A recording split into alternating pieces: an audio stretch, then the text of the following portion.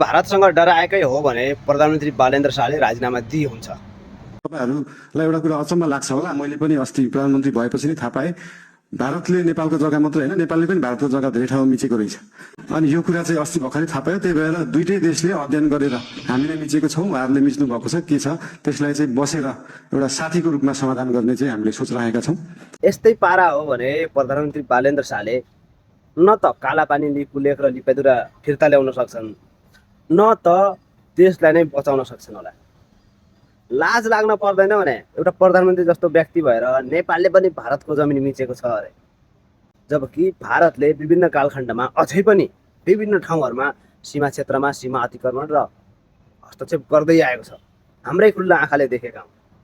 तर प्रधानमन्त्री रष्टमा उभिएर नेपालले पनि अलिकति भारतको जमिन हडपेको र मिचेको रहेछ अरे प्रधानमन्त्री भएपछि थाहा पायो अरे। त्यही थाहा पाउनलाई बनाएको हो त प्रधानमन्त्री, पक्कै पनि होइन होला। भारतले त कहिल्यै भन्दैन कालापानी लिपुलेख नेपालको हो, हामीले मिचेको हो भनेर, जबकि त्यो विश्वलाई थाहा छ नेपालको भूमि हो र भारतले अतिक्रमण गरेको छ भन्ने कुरा।